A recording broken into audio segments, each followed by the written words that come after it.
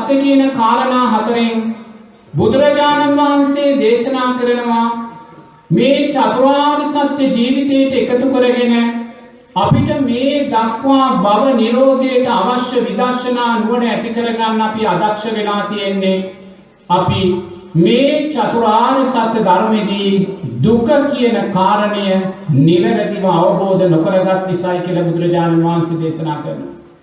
දුක කියන කාරණයෙන් අපි දුක කියලා දකින්නේ පින්නතුනේ මේ කෙනෙක් ලෙඩ වෙනවා, අසනීප වෙනවා, වයසට යනවා, ජරා ව්‍යාධි මරණයන්ට පත් වෙනවා, ශෝක පරිදේව දුක්ඛ දෝමනස්යන්ට පත් වෙනවා, ප්‍රියයන්ගෙන් වෙන් වෙනවා, අප්‍රියන්නා එක් වෙනවා. පංච උපාදානස්කන්ධයේ නිත්‍යභාවයෙන් ගැනීම තුළ අන්න දුක සකස් වෙනවායි කියන කාරණයයි.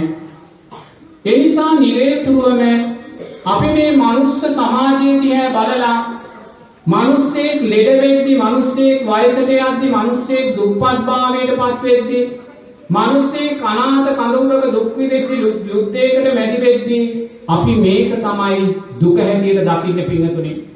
නමුත් ලෝතර බුදුරජාණන් වහන්සේ දුක කියලා කියන්නේ මේ මනුස්ස ලෝකයේ සත්වයා විඳින්නා වූ දුක නෙමෙයි පින්නතුනේ. බුදුරජාණන් වහන්සේ දුක කියන කාරණය අපිට මතු කරලා පෙන්නන්නේ මේ සතර අපායේ සත්වයා විඳින්නා වූ දුකමයි. ඉන්නෙහා අපි මේ මනුස්ස ලෝකයේ තුල මිනිසයා විඳින්නා වූ දුකක් හැටියට දැක්කොත් පින්නතුනේ කවදාවත් අපිට මේ දුකෙන් මිදෙන්න ඕනේ කියන කාරණය අපි සාක්ෂාත් කරගන්නේ.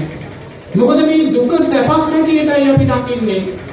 දුක සැපක් හැටියට දකින නිසා දුකෙන් මිදීමේ මාර්ගය අපි ශක්තිමත් භාවයට පත් කරගන්න යැපින්නතුනේ.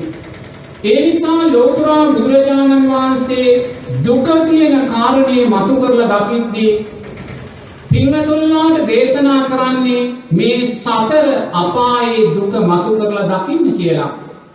සතර අපාය කියලා බුදුරජාණන් වහන්සේ දේශනා කරන්නේ මේ තිරිසන් ලෝකය, പ്രേත ලෝකය, අසුර ලෝකය, නිරේ කියනා වූ කාරණා හතරට පින්නතුනේ. මේ සතර අපායේ සත්වයා විඳින්නා වූ දුක නුවණින් මතු කරලා දකින්න කියනවා. මොකද පටිච්ච සමුප්පන්නව අතීතයේ ඔබත් මමත් මේ සතර අපායන්ට වැටිලා කල්ප ගණන් දුක් විඳලා තියෙනවා පින්නතුනේ. තිරිසන් ලෝකවලට වැටිලා පුන්නක්කු තනකොළ කකා කල්ප ගණන් අපි ජීවත් වෙලා තියෙනවා. බුදුරජාණන් වහන්සේ දේශනා කරනවා මහණෙනි, ඔබලා සංසාරේ තිරිසන් ලෝකවල පටිච්ච සමුප්පන්නව ඉපදුන වෙලාවේ මිනිස්සු ඔබලාගේ බෙල්ල කපාගෙන මරාගෙන කාපු වෙලාවේ ගලා ගිය රුධිරයද වැඩි, මහා සාගරයේ ජලයද වැඩි කියලා පින්නතුනේ. ඒ වෙලාවේ බුදුරජාණන් වහන්සේ දේශනා කරනවා අපි තිරිසන් සතුන් වෙලා පටිච්ච සමුප්පන්නව ඉපදුන වෙලාවේ මිනිස්සු අපේ බෙල්ල කපාගෙන අපිව මරාගෙන කාපු වෙලාවේ ගලාගෙන ගිය රුධිරය මහා සාගරයේ ජලයට වඩා වැඩි කියලා පින්නතුනේ.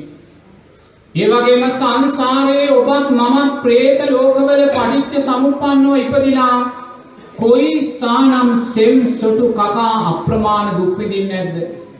ඒ වගේම මහා සාගරයේ ඇසුරු කරගෙන අසුර ලෝකයේ උප්පත්තිය සකස් කරගෙන මුහුදු ජලයේ, ලවණ ජලයේ කිමිදි කොයි සානම් අපි දුක් විඳින්නේ නැද්ද? ඒ වගේම නිර්යයන්ට වැටිලා කොයිසා ගින්දර යෝධියත් එක්ක අපි අප්‍රමාණ දුක් විඳින්නේ නැද්ද?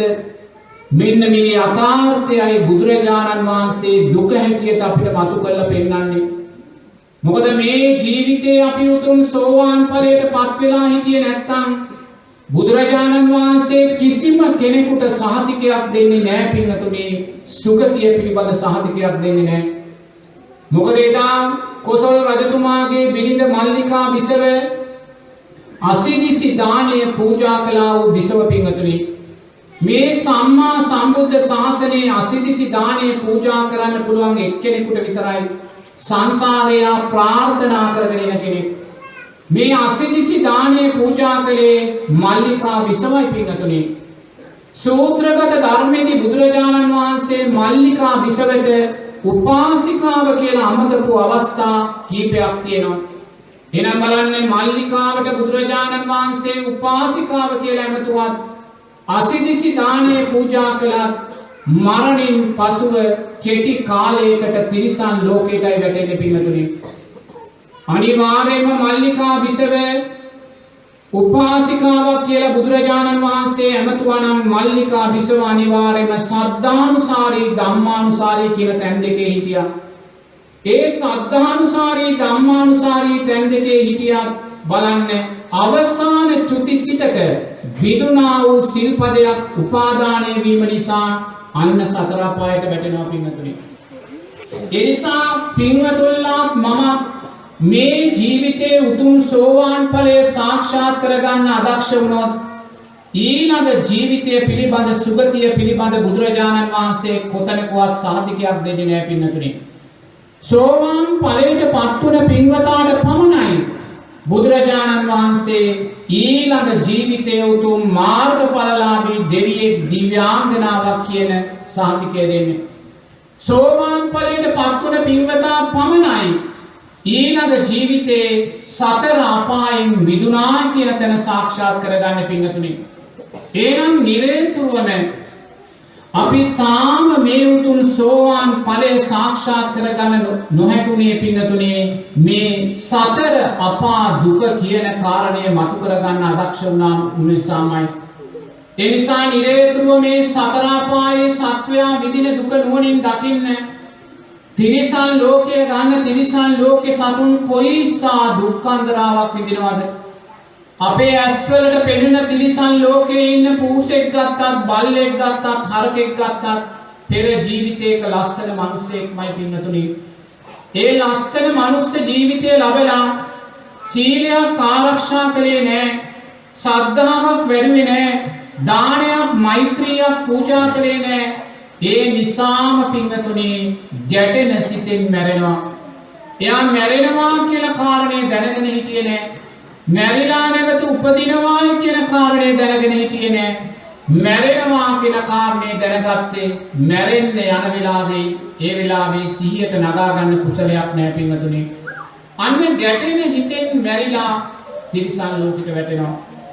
තිරිසන් ලෝකෙට වැටුණාම බුදුරජාණන් වහන්සේ දේශනා කරනවා ඔය තිරිසන් කුලේ සතෙක් එක දිගටම පටිච්ච සමුප්පන්නව ආත්ම භාව 500 විතර එක දිගටම උපත ලබනවා කියලා පින්නතුනේ. මොකද ඒ සතා මැරෙන වෙලාවට ඒ සතාට උපාදානය වෙන්නේ තමන්ගේ රැළමයි. ඒ නිසා ඒ රැළේම පටිච්ච සමුප්පන්නව 500 වතාවක් විතර මැරෙමින් ඉපදෙනවා කියලා බුදුරජාණන් වහන්සේ දේශනා කරනවා. එනම් නිරේතුරුව පින්වතුන්ලා නුවණින් දකින්න සංසාරේ ඔබත් මමත් තිරිසන් ලෝකවලට වැටිලා කොයි සානම් දුක්ඛන්දරාවක් විඳින්නේ නැද්ද කියලා. ඒ වගේම මේ ජීවිතේ අපි උතුම් සෝවාන් ඵලය සාක්ෂාත් කරගන්න අදක්ෂ වුණොත් අනාගතයේ අති දීර්ඝ අවුරුදු ලක්ෂ 25කට වැඩි අබුද්ධෝත්පාද කාලයක් වෙනවා. එවැනි කාලයකදී අපි තිරිසන් ලෝකෙට වැටුණොත් පින්නතුනි කල්ප ගානකින් අපිට ගොඩේමක් නැහැ. එනිසා තිරිසන් සතෙක් දකිද්දි බල්ලෙක් පූසෙක් දකිද්දි ඒ සතා තුලින් සතර අපාදිය මතු කරගන්න. ඒ තිරිසන් සතා තුලින් ඔබ සතර සතිපට්ඨාන ධර්මයන් මතු කරගන්න. ඒ තිරිසන් සතා තුලින් ඔබ පංච උපාදාන ස්කන්ධයේ අනිත්‍යභාවය මතු කරලා ගන්න. ඒ තිරිසන් සතාව දකින මොහොතේ ඔබ දැස් දෙක පියාගෙන මොහොතක් කල්පනා කළා නම් සංසාරේ මම පටිච්ච සමුප්පන්නව මෙවැනි තිරිසන් සතුන් වෙලා කොච්චරනම් ඉපදෙන්නේ නැද්ද කියලා. ඒ ඉපදුනා වූ සෑම සත්ත්ව රූපයක්ම අනිත්‍යභාවයට පත් වුණායි කියන කාරණය. ඒ සෑම පටිච්ච සමුප්පන්න උපතක්ම අනිත්‍ය වුණායි කියන කාරණේ දකින මොහොතේ ඔබ රූපේ අනිත්‍යභාවයයි කායानुපස්සනාවයි දකින්නේ. ඒ වගේම ඔබ පංච උපාදාන ස්කන්ධයට අදාළව අතීත රූපස්කන්ධයේ අනිත්‍යභාවයයි ඔබ දකින්නේ. ඔබ ඒ තිරිසන් ලෝකවල ඉපදිච්ච වෙලාවේ කොයි සානම් දුක් වේදනාවන් විඳින්නේ නැද්ද? ඔබේ බෙල්ල කපාගෙන මරාගෙන කද්දී ඔබ තවත් සතෙකුට ගොදුරු වෙද්දී අනුන් ඔබට පහර දෙද්දී ඔබ කොයිසා දුක් වේදනාවක් ලබන්නේ නැද්ද? ඒ සෑම දුක් වේදනාවක්ම අනිත්‍යයි කියලා දැස් දෙක පියාගෙන දකින මොහොතේ ඔබ අතීත වේදනා ස්කන්ධයේ අනිත්‍යභාවය දකිනවා. ඒ වගේම නිරේතුරුව මේ සකස් වුණා වූ සෑම සිතුවිල්ලක අනිත්‍යභාවය දකින මොහොතේ ඔබ නිරේතුරුවම චිත්තානුපස්සනාවේ අනිත්‍යභාවය දකිනවා. මේ ආකාරයෙන් නිරේතුරුව සිතුවිලි දකිද්දී ඔබ තුල සකස් වෙන්නේ සප්ත බොජ්ජංග ධර්මයක්මයි. ඒ සප්ත බොජ්ජංගයන්ගේ අනිත්‍යභාවය දකින මොහොතේ ඔබ ධම්මානුපස්සනාව ජීවිතයට එකතු කරගත්ත වෙනවා. ඒ නිසා ඔබ දක්ෂ වෙන්න තිරිසන් සතෙක් දැක්කත් ඒ තිරිසන් සතාව සුරතල් කරන්න නෙමෙයි. ඒ තිරිසන් සතා තුලින් ධර්මයක් මතු කරලා ගන්න. ඒ තිරිසන් සතා තුලින් අතීත පංච උපාදානස්කන්ධය මතු කරලා ගන්න ඔබේ ජීවිතයට අදාළව. ඒ අතීත පංච උපාදානස්කන්ධය තුලින් මේ වර්තමාන පංච උපාදානස්කන්ධයේ අනිත්‍යභාවය මතු කරලා ගන්න.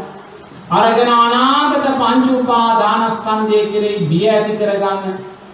තිරිසන් ලෝකයේ දකින මොහොතක් පාසා පින්තුනේ මම නැවත සතර අපායට වැටෙන්නේ නැහැ කියන විශ්වාසය ඔබ තුලින් ඔබ ඇති කරගන්න. අපි උතුම් සෝවාන් ඵලයටපත් වෙන මොහොත දක්වා තිරිසන් අපායට අපි විවෘතවයි ජීවත් වෙන්න පින්තුනේ. දෙවනුව බුදුරජාණන් වහන්සේ പ്രേත ලෝකය ගැන දේශනා කරනවා. പ്രേත ලෝකය මේ සත්‍ර ප්‍රජාවගෙන් අප්‍රමාණ දුක් විඳින්නා වූ සත්වයන් ජීවත් වෙන ලෝකයක්. പ്രേත ලෝකේ සමහර പ്രേතයින් ඉන්නවා. ඒ പ്രേතයින් ඕපපාතිකව ඉපදින මොහොතේම කට පුට්ටු වෙලා කටක් නැතුවයි උප්පත්තිය සකස් කරගන්න පින්නතුනි. මුළු പ്രേත ජීවිත කාලෙම ආහාරයක් නැහැ. සමහර പ്രേතයින් ඉන්නවා. ඒ പ്രേතයින් නිරේතුරුව සෙම ටිකක් සොටු ටිකක් අනුභව කළා ඒ මොහොතේම වමනය කරනවා. ලේ වමනය කරමින් ජීවත් වෙන പ്രേතයින් ඉන්නවා. මොකද පෙර ජීවිතේ සංඝයා අරමුණු කරගෙන දුන්නා වූ දානයන් වැළැක්වුවා. සංඝයාට දන් දෙන්න එපා කියලා පෙළඹුවා. තමන් දන් දුන්නෙත් නැහැ, අනුන්ට දන් දෙන්න දුන්නෙත් නැහැ පින්තුනි. එවැනි දානයට අදාළ බලවත් අකුසල් සිද්ධ කරගෙන මැරෙන මොහොතේ ඒවා සිහිපත් වෙලා අන්න പ്രേත ලෝකෙට වැටිලා කල්ප ගණන් දුක් විඳිනවා. ඒ වගේම പ്രേත ලෝකයේ සමහර പ്രേතයින් ජීවත් වෙනවා. පෙර ජීවිතයේ අන්සතු දේ සොරකම් කරලා මනුස්ස ජීවිතයක් ලැබපු වෙලාවේ අන්සතු දේවල් සොරකම් කරලා പ്രേත ලෝකෙට වැටුණොත් පෙනි දීන දේ අතුරුදහන් වෙලා යනවා පින්වතුනි. දැන් പ്രേත ලෝකයේ සමහර പ്രേතයින් ඉන්නවා. එයාට ලස්සන බත් පිගානක් පේනවා. බත් පිගාන කන්න යනකොටම බත් පිගාන අතුරුදහන් වෙලා යනවා. එයාට ලස්සන දිය කඩਿੱත්තක් පේනවා. ඒ දිය කඩਿੱත්තෙන් වතුර බොන්න යනකොටම දිය කඩਿੱත්ත අතුරුදහන් වෙලා යනවා පින්වතුනි. මුළු ජීවිත කාලෙම निराහාරව දුක් වෙනවා. මොකද පෙර ජීවිතේ සොරකම් කිරීම තුළින් අනුන්ගේ සැපය උදුරගත්ත පින්වතුනි. අනුන්ගේ සැපය උදුරගත්ත නිසා පෙනි තමන්ට තියෙනා වූ සැපය අහිමි වෙලා යනවා. ඒ වගේම പ്രേත ලෝකේ ජීවත් වෙනවා පෙර මනුස්ස ජීවිත ලැබලා මුසාවාදා, පිසුනා වාචා, පරුසා වාචා, සම්පප්පලාපා කියන අකුසල් කරගත් අය. මනුස්ස ලෝකේ යම් කෙනෙක් බොරු කියලා වචනයෙන් කරන්නා වූ අකුසල් සිදු කරගෙන പ്രേත ලෝකයන්ට වැටුනොත් പ്രേත ලෝකේ කට දිව වන වෙලා කුණු වෙලා උප්පත්තිය සකස් කරගන්න පින්නතුනි. මේ කතා කරන්න බැරි අඳ ගොළු බිහිරි പ്രേතයන් പ്രേත ලෝකවල ජීවත් වෙනවා කියලා බුදුරජාණන් වහන්සේ දේශනා කරනවා. ඒ වගේම කාමයේ වර්ධවා හැසිරීම නිසා යමෙක් പ്രേත ලෝකෙට වැටුනොත් ඒ പ്രേතයන් പ്രേතියන්ගේ මුළු ශරීරෙම වන වෙලා කුණු වෙලා උප්පත්තිය සකස් කරගන්නේ. ඒ තුවාල වෙච්ච වන වෙච්ච රූපය දරාගෙන අනිත් പ്രേතයන් പ്രേතියන් ළඟට යනවා. කාමයේ ඉල්ලගෙන කිසිම කෙනෙක්ගෙන් කාමයක් ලැබෙන්නේ නැහැ පින්වතුනි. කාමයේ නොලැබීමේ දුක දරාගෙන තුවාලවල වේදනාව දරාගෙන තව ලෝභ ද්වේෂ මෝහයන් වඩමින් සතර අපායටම ගමන් කරනවා. ඒ නිසා බලන්න මේසා දරුණු දුකෙන් පිරිච්ච പ്രേත ලෝකයක් තියෙනවා. මේ പ്രേත ලෝකේ පටිච්ච සමුප්පන්නව ඔබත් මමත් ඉපදිලා කල්ප ගණන් දුක් විඳලා තියෙනවා කියලා බුදුරජාණන් වහන්සේ දේශනා කරනවා. ඒ වගේම මේ මුහුදාශ්‍රිතව අසුර ලෝකයක් තියෙනවා. මුහුදාශ්‍රිතව අසුර ලෝකයේ උප්පත්තිය සකස් කරගන්න මිනිස්සයෝ පෙර ජීවිතයේ මුහුද උපාදානය කරගෙන යමෙක් ජීවත් වුණා නම් ඒ කියන්නේ අපේ රටේ දීවර ජනතාවක් ඉන්නවා. මුහුද ඇසුරු කරගෙන රැකී ආරක්ෂා කරන පිරිසක් ඉන්නවා. සංචාරක පිරිස් ඉන්නවා. මේ සෑම කෙනෙක්ම මහා සාගරයේ උපාදානය කරගෙන ජීවත් වෙන්නේ. මහා සාගරයේ කෙරෙහි තෘෂ්ණාවෙන් වැදිලා ජීවත් වෙන්නේ. මේ මහා සාගරය කෙරෙහි තෘෂ්ණාව ඇති කරගෙන යමෙක් මැරුණොත් ඒ අය මහා සාගරයේ පිංගතුනි අසුරෙක් වෙලා උප්පත්තිය සකස් කර ගන්නවා. ඊට පස්සේ තමන්නේ උපාදානය කරගත්තා වූ ප්‍රදේශය මගේ කරගෙන අසුර ලෝකේ අර ලවණ ජලයේ කිමිදි ලවණ ජලයේ රසය විඳින්න ජීවත් වෙනවා. ඒ වගේම ලෝතුරා බුදුරජාණන් වහන්සේ නිරයන් 128ක් ගැන අපිට දේශනා කරනවා පින්වතුනි. නිරයන් 128ක් මේ නිරයන් ලෝතුරා බුදුරජාණන් වහන්සේ දේශනා කරන්නේ මේ මහා පොළවෙන් යොදුන් දසදහස් ගාණක් යටයි මේ නිරයන් තියෙන්නේ කියලා බුදුරජාණන් වහන්සේ දේශනා කරනවා. ලෝතුරා බුදුරජාණන් වහන්සේ දේශනා කරනවා යම් මිනිස්සෙක් ලෝභ ද්වේෂ මෝහයන් වඩලා අකුසල් මූලයන් වඩලා මැරෙන මොහොතේ අකුසල් මූලයන් උපාදානය වුණොත් අර නිරේ මහා නිරේ චතුස්කන්‍ය චතුස්ද්වාරය කියන මහා නිරේ උප්පත්තිය සකස් කර ගන්නවා කියලා. පින්වතුනි මේ නිරේ කියන්නේ බුදුරජාණන් වහන්සේ දේශනා කරනවා ගිනි කඳු යායෙන් මහා ගිනි යායක් කියලා චතුස්කන්‍ය චතුස්ද්වාරය කියන මහා නිරේ පින්වතුනි. මේ නිරේ කියන්නේ කවුරුන් හෝ හැදුවා වූ ගොඩ නැගුවා වූ දෙයක් නෙමෙයි. මේ නිරේ කියන්නේ කවුරුත් නඩත්තු කරන දෙයක් නෙමෙයි. යම රජුව හදපු දෙයක්වත් දෙවියෙක් බ්‍රහ්මයෙක් බුදුරජාණන් වහන්සේ හැදුවා වූ දෙයක් නෙමෙයි නිරේ කියන්නේ. නිරේ කියලා කියන්නේ පින්වතුනි මේ මහා පොළවෙන් යොදුන් දසදහස් ගාණක් යට තියෙන ස්වභාවික පරිසර කලාපයක් පින්වතුනි. මේ ස්වභාවික පරිසර කලාපය ගිනි කඳු යායක් තියෙන පරිසර කලාපයක්. දැන් ඔබ අපේ මේ ලෝකේ මනුස්ස ලෝකයේ දිහා බලන්න. මේ මනුස්ස ලෝකයේ තුල එක එක පරිසර කලාපයන් තියෙනවා. හිම විදෙන පරිසර කලාපයන් තියෙනවා. කාන්තාර පරිසර කලාපයන් තියෙනවා. වියලි කලාපයන් තියෙනවා. ඒ වගේම අප්‍රමාණ සීතල තියෙන කලාපයන් තියෙනවා. මේ සෑම තැනකම විවිධ වූ පරිසර කලාපයන් තියෙනවා පින්වතුනි. ඒ වගේ මේ නිරය කියන්නේ මහ පොළවෙන් යොදුන් දසදහස් ගාණක් යට තියෙන ස්වභාවික පරිසර කලාපයක්. ඒ පරිසර කලාපයේ ගිනියක් කඳු යායවල් වලින් පිරිච්ච පරිසර කලාපයක්. මේ අකුසල් කරන මිනිසයා ද්වේෂය වඩන මිනිසයා ඒ ද්වේෂය උපාදානය කරගෙන අර මහා ගිනි කඳු යායේ උප්පත්තිය සකස් කර ගන්නවා පින්වතුනි.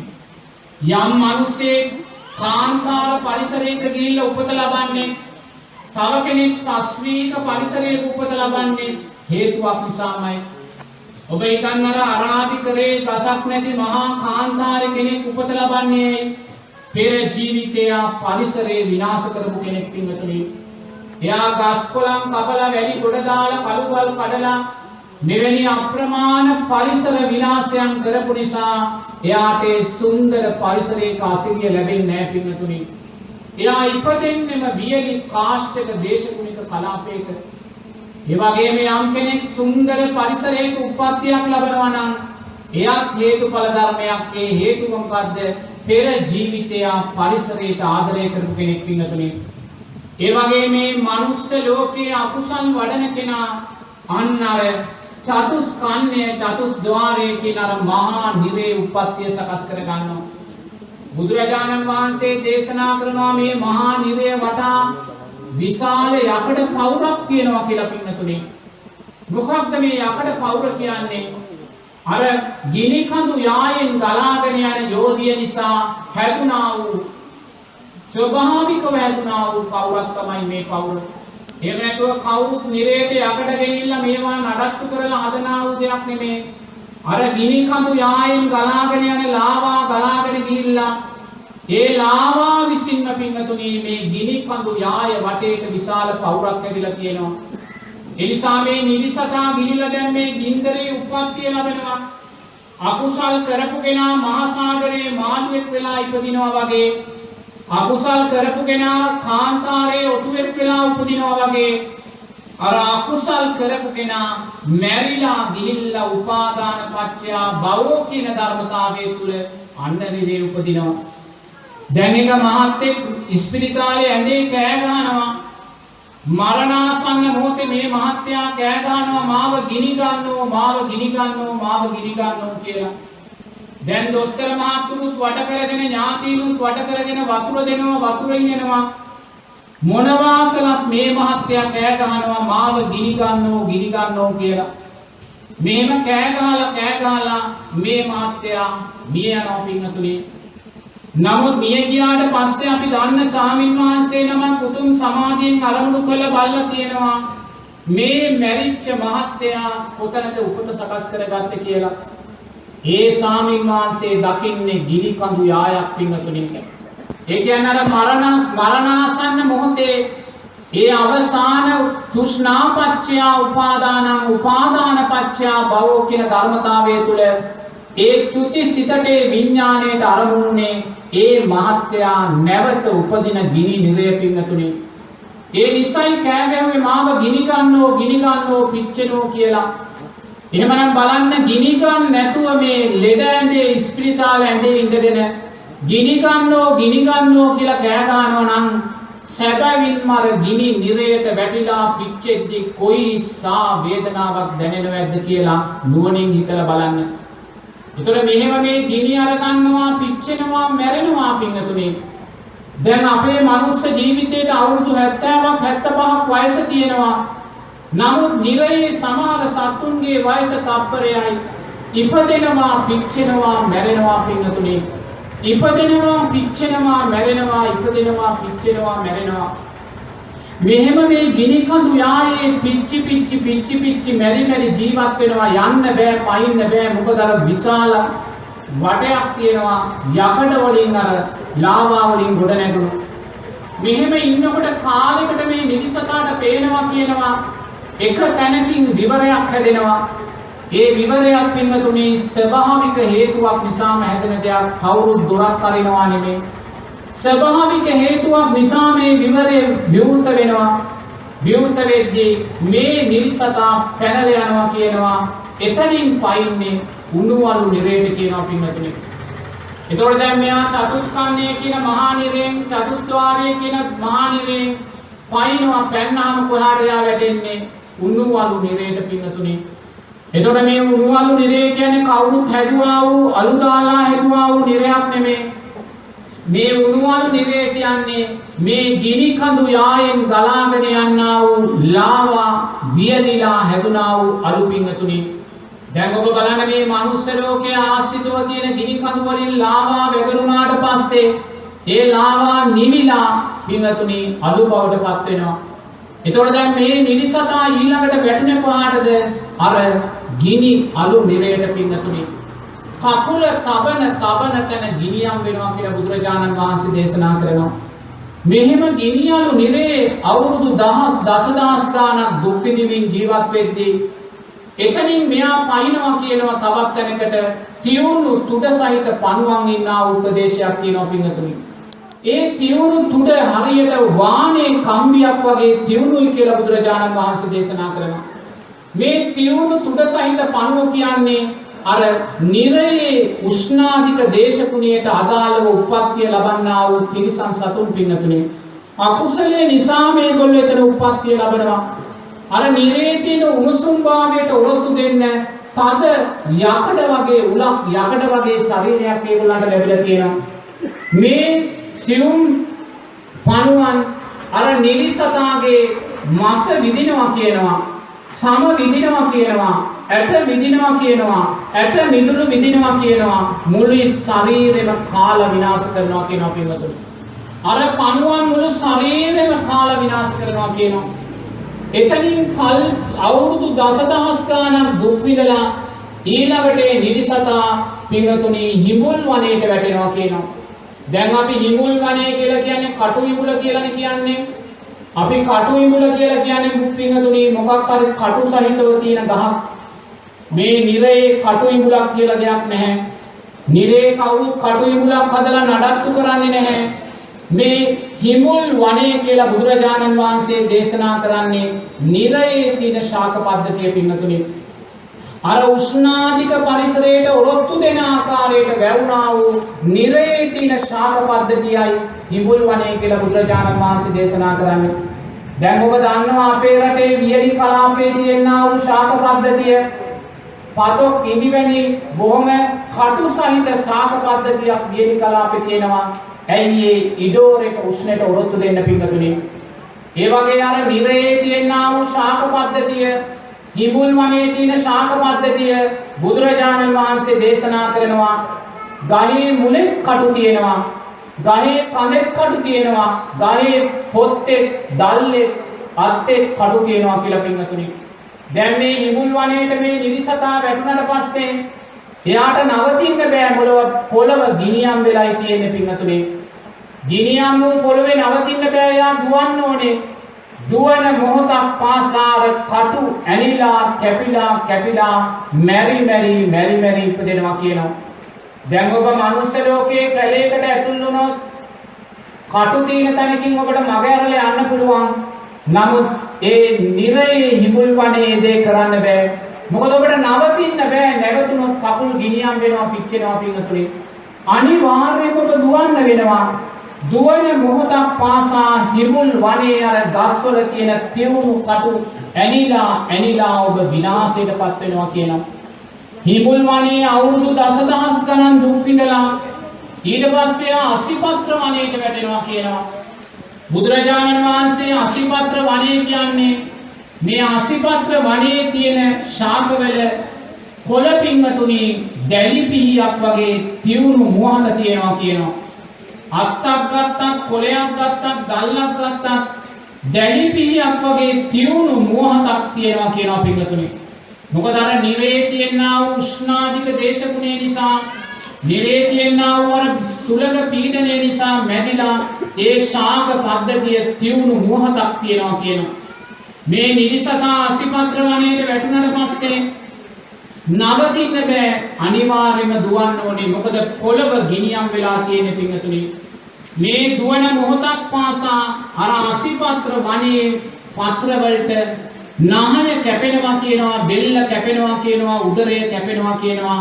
කැපි මැරි උපදිනවා කියනවා පින්තුනි. ඉන්පස්සේ මේ අසිපත්‍ර වනයෙන් මේ නිරිසතා ශාරෝදක නදියට පයින්නවා කියනවා. ශාරෝදක නදිය කියන්නේ නිරයේ තියෙන ගංගා පද්ධතිය පින්වතුනි. දැන් මේ මනුස්ස ලෝකේ ගංගාවන් තියෙනවා. ඒ ගංගාවන් පිරීලා ඉතිරිලා යන්නේ ජලයෙන්. නමුත් නිරයේ ජලය නැහැ. නිරයේ තියෙන්නේ අර ගිනි කඳු යායෙන් ගලගන්නා වූ යෝධිය පින්වතුනි. ඒ නිසා නිරයේ තියෙන ගංගාවක් ඇලක් දොලක් මේ සෑම දෙයක්ම යෝධියනුයි පිරීලා තියෙන්නේ. ඒතකොට මේ ශාරෝදක නදියට වැටෙන මේ නිරිසතා වතුර කියලා පිපාසයට බොන්නේ පින්වතුනි ගින්දරයි යෝධයයි කියලා බුදුරජාණන් වහන්සේ දේශනා කරනවා. දිව පිච්චෙනවා කියනවා, උගුර පිච්චෙනවා කියනවා, උගුරය පිච්චෙනවා කියනවා, පිච්චි මැරෙනවා කියනවා. මේ ආකාරයෙන් නිරයන් 128ක් ගැන බුදුරජාණන් වහන්සේ දේශනා කරනවා පින්වතුනි. මේ සෑම නිරයකම ඔබත් මමත් පටිච්ච සමුප්පන්නව ඉපදිලා කල්ප ගණන් දුක් විඳලා තියෙනවා කියලා බුදුරජාණන් වහන්සේ දේශනා කරනවා. ඒ නිසා නිරේතුරුව මේ සතර අපායේ තියෙනා වූ අප්‍රමාණ දුක නුවණින් දකින්න. ඒ සතර අපාය කෙරේ තියෙන බිය ඇති කරගෙන මම නැවත සතර අපායට වැටෙන්නේ නැහැ කියන අදිෂ්ඨානය පින්වතුන්ලා ඇති කරගන්න. මේ දුක